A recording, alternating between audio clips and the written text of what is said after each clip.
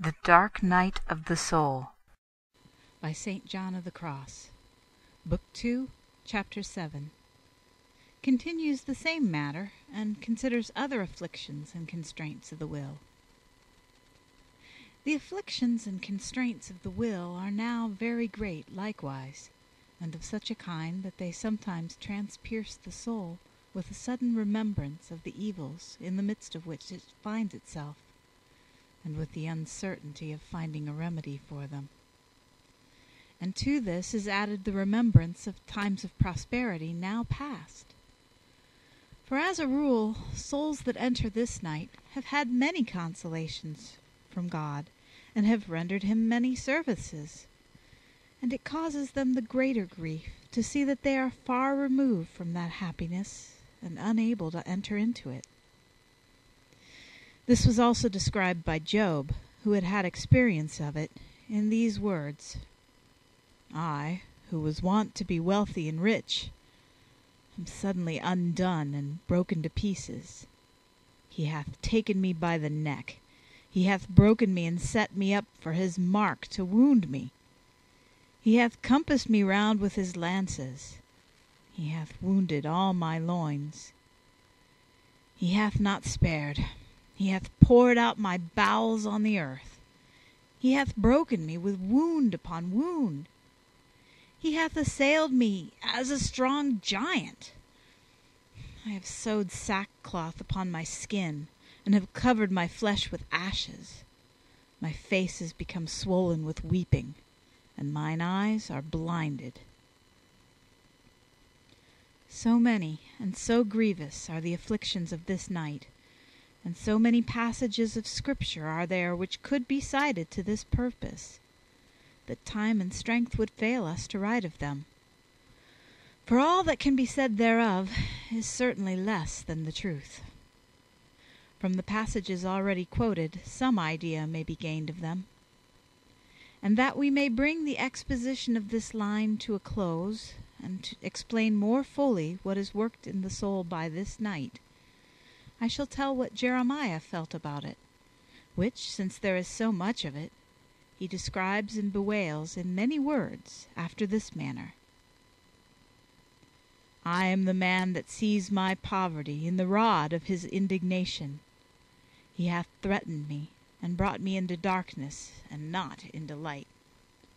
So far hath he turned against me, and hath converted his hand upon me all the day. My skin and my flesh hath he made old. He hath broken my bones. He hath made a fence around me, and compassed me with gall and trial. He hath set me in dark places, as those that are dead forever. He hath made a fence around me and against me, that I may not go out. He hath made my captivity heavy. Yea, and when I have cried and have entreated, he hath shut out my prayer. He hath enclosed my paths and ways out with square stones. He hath thwarted my steps. He hath set ambushes for me. He hath become to me a lion in a secret place. He hath turned aside my steps and broken me in pieces. He hath made me desolate. He hath bent his bow and set me as a mark for his arrow. He hath shot into my reins the daughters of his quiver. I have become a derision to the people, and laughter and scorn for them all the day. He hath filled me with bitterness, and hath made me drunken with wormwood. He hath broken my teeth by number. He hath fed me with ashes. My soul is cast out from peace. I have forgotten good things. And I said, mine end is frustrated and cut short, together with my desire and my hope from the Lord. Remember my poverty and my excess, the wormwood and the gall. I shall be mindful with remembrance, and my soul shall be undone within me in pains. all these complaints Jeremiah makes about these pains and trials, and by means of them he most vividly depicts the sufferings of the soul in this spiritual night and purgation. Wherefore the soul that God sets in this tempestuous and horrible night is deserving of great compassion. For although it experiences much happiness by reason of the great blessings that must arise on this account within it, when, as Job says, God raises up profound blessings in the soul out of darkness, and brings up to light the shadow of death, so that, as David says, his light comes to be as was his darkness.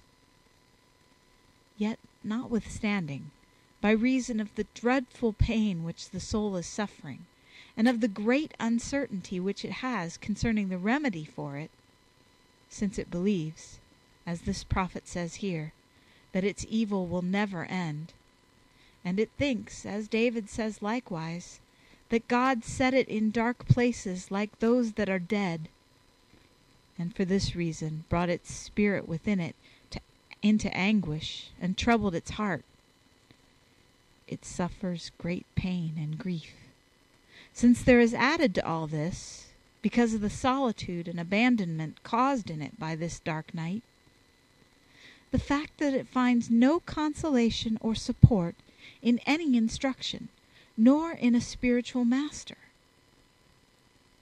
For although in many ways its director may show it good reason for being comforted, because of the blessings which are contained in these afflictions, it cannot believe him.